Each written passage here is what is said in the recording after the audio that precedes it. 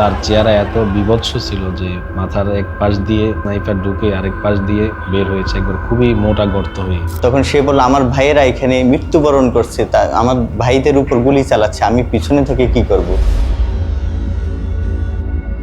আমাদেরকে আন্দোলনের প্রতি উৎসাহমূলক গল্প সংগ্রহ করে আমাদেরকে পাঠাইতো। আমাদের ওই দিন সবারই ধারণা ছিল যে হয়তোবা আমরা আর কেউ বেঁচে ফিরে আসতে পারবো না। সবাই যখন দেখালো তখন আমি তো দেখলাম যে পায়ের মধ্যে পায়জামা, তখন তো আমার পুরো হয়ে গেলো যে না, এই আমার ছেলে। একজন মায়ের কাছে পৃথিবীর সবচেয়ে সুন্দর শব্দ, আম্মু আমি আসছি। কিন্তু কিছু অপেক্ষা আর কোনোদিন শেষ হয় না, কিছু দরজা আর কোনোদিন খোলে না, কোনো সন্তান আর কোনোদিন ঘরে ফেরে না।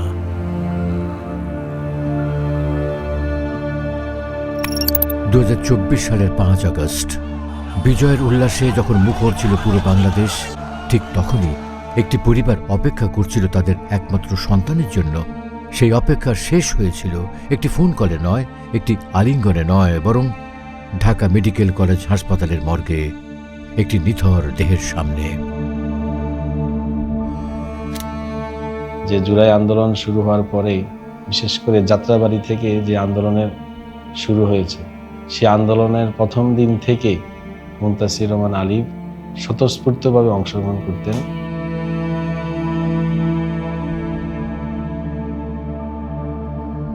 শহীদ সৈয়দ মুনতাসির রহমান আলিফ একটি বিপ্লবী নাম, কোরআনের আলোয় আলোকিত, জিহাদ ও শাহাদাতের তামান্নায় বিভোর অযুত সম্ভাবনার এক প্রস্ফুটিত গোলাপ। 4 তারিখে যখন তাকে বাধা দিলাম যে আর দরকার নাই, তখন সে বলতেছে, আমাদের ছাদের উপরে নিয়ে বলতেছে, দেখো যে মায়েরা কিভাবে তার ছোট ছোট বাচ্চাকে কোলে নিয়ে মাথার মধ্যে পতাকা বেঁধে কিভাবে তার আন্দোলন করতেছে, পানি খাওয়াইতেছে, ইয়া খাওয়াইতেছে, তোমরা আমাদেরকে নিষেধ করো।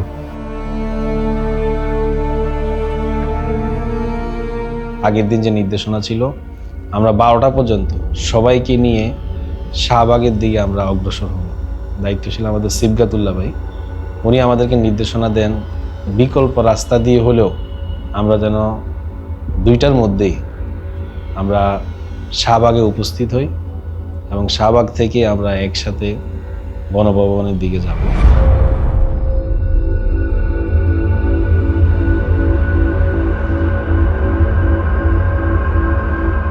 সর্বশেষ যেই দিন আমাদের ডাক আসলো যে আজকে গণভবনে যেতে হবে, এই আইডিয়াটা ছিল আমাদের বর্তমান কেন্দ্রীয় সেক্রেটারি জেনারেল সিবগাতুল্লাহ ভাই।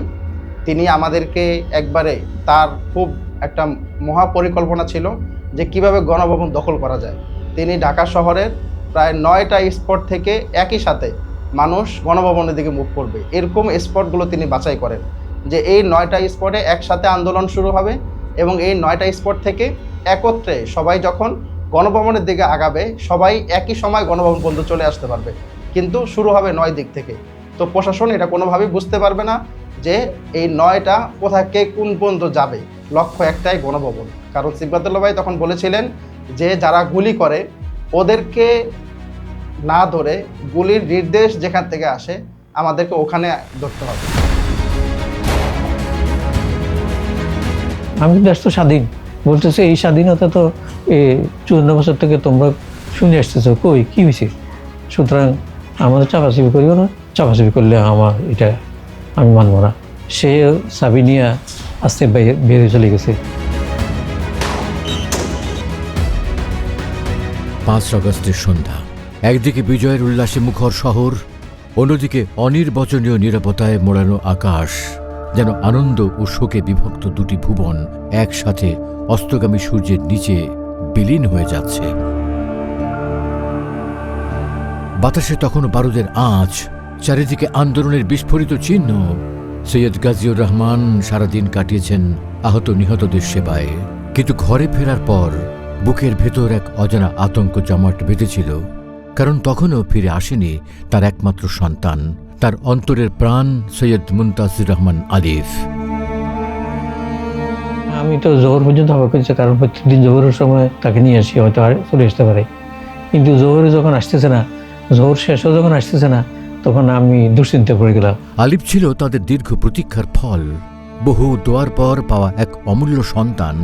কে জানতো একদিন ইতিহাস রক্তে তাকে ডেকে নেবে? কে ভেবেছিল প্রিয় সন্তানের বিদায়ের দিনপঞ্জি লেখা হবে বারুদের গন্ধ আর মায়ের অশ্রুপাতে? যেহেতু আমাদের 18-19 বছর আগে আমাদের একটা সন্তান নষ্ট হয়ে যাওয়ার পরে আল্লাহর অশেষ মেহরবানিতে অলৌকিক আমাদের এই সন্তান দেয়, তখন আমরা নিয়ত করেছিলাম এই ছেলেকে কোরআনে হাফেজ বানাবো, মাদ্রাসা পড়াবো। সেই হিসেবে আমরা তাকে মাদ্রাসায় ভর্তি করে দিই। দাখিল পরীক্ষায় জিপিএ 5 পাওয়া আলিফ ছিল প্রতিভার এক অনাবিষ্কৃত আগ্নেয়গিরি। তার কণ্ঠে ছিল সুরের ছোঁয়া, লেখার হাত ছিল মুগ্ধকর, কল্পনার জগৎ ছিল রঙিন।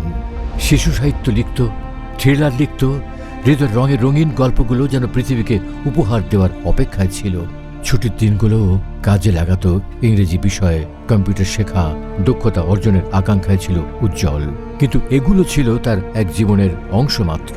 অন্যদিকে তার কোমল হৃদয়ের গভীরে ছিল অন্যায়ের বিরুদ্ধে তীব্র ক্ষোভ আর একটি ন্যায়ভিত্তিক দেশের স্বপ্ন।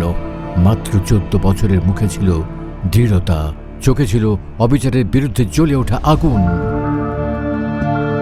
আমার জীবনের প্রথম যখন তার সাথে পরিচয় হয়, ওই সময়ই আমি তার ভিতরে একজন দায়িত্বশীলের গুণাবলী দেখতে পাই। একটা সাধারণ শিক্ষার্থী, তখন তিনি মাত্র ক্লাস 8-এ পড়ে। ওই সময় একটা শিক্ষার্থী দেশের ভবিষ্যৎ নিয়ে, দেশের ইতিহাস নিয়ে, আন্তর্জাতিক বিশ্ব নিয়ে তার অনেক গবেষণা। যখন আমি তার সাথে কথা বললাম, তখন আমার কাছে মনে হইল যে এমন একজন ছেলেকে যদি আমরা নার্সিং করতে পারি, আমাদের সাথে রাখতে পারি, আগামী দিনে দেশের জন্য এবং ইসলামী আন্দোলনের জন্য অনেক বড় একটা সম্পত্তি তৈরি হবে। যেদিন কমপ্লিট শাটডাউনের ডাক আসে, আলিফ সেদিকে দেখেছিল এক প্রজ্বলিত শপথের মতো। 18 জুলাই কোচিংয়ের অজুহাতে বেরিয়ে আসে, রাস্তায় নামে, মিছিলে যোগ দেয়। সেদিনই সররা গুলিতে বিদীর্ণ হয় তার শরীর, কিন্তু প্রতিবাদের আগুন নিভে যায়নি। আবার রাস্তায় নামে, নিজের দেহকে ব্যারিকেড বানিয়ে দাঁড়ায় অবিচারের মুখোমুখি। সেদিনই বাবা গাজীর বুঝেছিলেন ছেলের ভিতর কিছু বদলে গেছে। এদিকে আন্দোলন আস্তে আস্তে জোরদার হচ্ছে, তার ভিতরেও মানে আন্দোলনের প্রতি তীব্র আকাঙ্ক্ষা জাগৃত হচ্ছে। 18 তারিখে সে হঠাৎ এই ছড়াগুলি খেয়ে আসলো, আসে আমাদেরকে বলে না। আমি জামা কাপড় উঠে দেখি যে তার সমস্ত শরীরের মধ্যে এরকম চড়াগুলি। তখন আমি অনেক শঙ্কিত হয়ে পড়লাম, এ তো সিরিয়াস অবস্থা, আমাদেরকে বলতেছেন, অথচ তারপরেও সে যাচ্ছে। আমি দেখলাম যে ফ্লাইওভারের উপরে একেবারে সামনের সারিতে চলে গিয়েছিল এবং জিজ্ঞেস করলাম, তুমি এত সামনে আসছো কেন? পুলিশ তখন গুলি চালাচ্ছে, স্নাইপারে গুলি হচ্ছে। তখন সে বলল, আমার ভাইয়েরা এখানে মৃত্যুবরণ করছে, তা আমার ভাইদের উপর গুলি চালাচ্ছে, আমি পিছনে থেকে কি করব?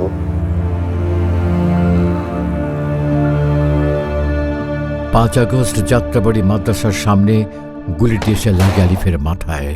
মুহূর্তের মধ্যে 14 বছরের কোমল মুখটি রঞ্জিত হয় শহীদের রক্তে। মুজাহিদুল ইসলাম তৎকালীন মহানগর স্কুল সম্পাদক ছিল। সে আমাকে যখন ফোন দিল যে মুদ্দাসির রহমান আলিফকে কোনোভাবে পাওয়া যাচ্ছে না, তো বলছি যাত্রাবাড়ি মোড়ে এখানে গিয়ে লাশগুলা থেকে খোঁজার জন্য বলেছি একটা গ্রুপকে। আরেকটা গ্রুপ ছিল সলিমুল্লাহ মেডিকেল, মিটপুরে যাওয়ার জন্য বলেছি, আর আরেকটা গ্রুপ ঢাকা মেডিকেল। তখন আমি কোনো কষ্টে ঢাকা মেডিকেলে গেলাম। ভিতরে তো লাশের উপরে লাশ এবং তার আমার ছেলের বয়সেরই অসংখ্য লাশ। হাসপাতাল থেকে মর্গ, দিশেহারা বাবা মা ছুটে বেড়ালেন। মৃতদেহের স্তূপের ভেতর তারা খুঁজে পেলেন রক্তমাখা চাদরে ঢাকা একটি দেহ। হ্যাঁ, ওটাই ছিল তাদের আলিফ। একটা পর্যায়ে যখন খোঁজাখুঁজির পরে আমরা জানতে পারলাম মুদ্দাসির রহমান আলিফের লাশ পাওয়া গেছে ঢাকা মেডিকেলে। তার চেহারা এত বিভৎস ছিল যে মাথার এক পাশ দিয়ে স্নাইপার ঢুকে আরেক পাশ দিয়ে বের হয়েছে, একবার খুবই মোটা গর্ত হয়ে। সরাই যখন দেখালো তখন আমি তো দেখলাম যে পায়ের মধ্যে পায়জামা। তখন তো আমার পুরো ইয়ে হয়ে গেলো যে না, এটাই আমার ছেলে। কিন্তু আমি বললাম, ভাই আমাকে একটু চেহারাটা দেখো। আজও কাঁপা কণ্ঠে সৈয়দ গাজীর বলেন, আমি জানি না আল্লাহ আমাদের কিসের পরীক্ষা নিচ্ছেন। মুনতাসির ছিল আমাদের একমাত্র সন্তান। বহুদিন চাইবার পর আল্লাহ তাকে দিয়েছিলেন। শহীদ আলিফের দাফন সম্পন্ন হয় কোনো পোস্টমর্টেম ছাড়াই, মৃত সনদ ছাড়াই। আমাদের যিনি ড্রাইভার ছিলেন তিনি আমাদেরকে বললেন যে লাশ কোথায় নেবেন। তো আঙ্কেল বলতেছেন যে আপনি লাশটা আমরা প্রথমে কাজলার যে বাসা সেখানে নিব, তারপরে কুমিল্লাতে নিব। যেহেতু এত দূরেই নেবেন আর অর্ধেকটা মাথার সাইডটা অনেক বেশি বিকৃত হয়ে গেছে, গ্রামের মানুষ গোসল দেওয়ার সময় একটু ভয় লাগবে তাদের। এখানে পাশেই সেগুন বাগিচাতে লাশ ধোয়ার ঘর আছে, আপনারা বললে সেখানে নিয়ে আমরা সব কিছু প্রস্তুত করে একেবারে আপনাদের কুমিল্লা পর্যন্ত নিয়ে যাব। এখানে তো আমার গিন্নি বাসায়, তখন বাসায় অনেক লোকজন। ভোর ফজর নামাজ পড়ে আমার গিন্নিকে নিয়ে আমি মসজিদ করি এই কুমিল্লা শহরে আমাদের গ্রামের বাড়িতে নিয়ে জোহরের নামাজের পরে তাকে দাফন করি।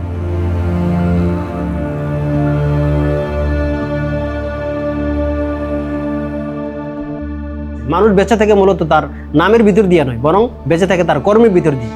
এই যে মুনতাসির রহমান আলিফ শহীদ হয়েছে, আমরা তার এই শাহাদাতটাকে এবং তার কর্মটাকে উজ্জীবিত রাখার জন্য তার নামে আমাদের মাদ্রাসাতে একটি শহীদ মুনতাসির রহমান আলিফ একটি সেমিনার আমরা রেখেছি এবং তার জন্য দোয়া হয়।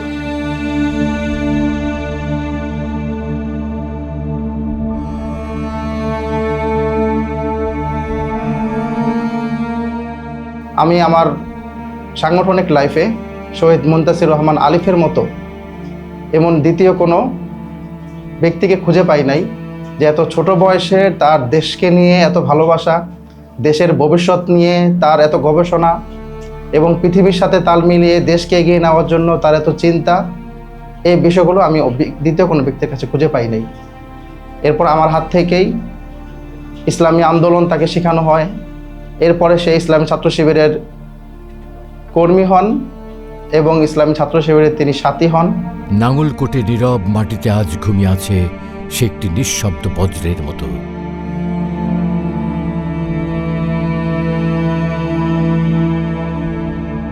একটু চিন্তা করে দেখুন তো, যে বাবা মার একমাত্র সন্তান তিনি শাহাদত বরণ করেছেন, তার পরিবারকে কি সান্ত্বনা দিবেন আপনি?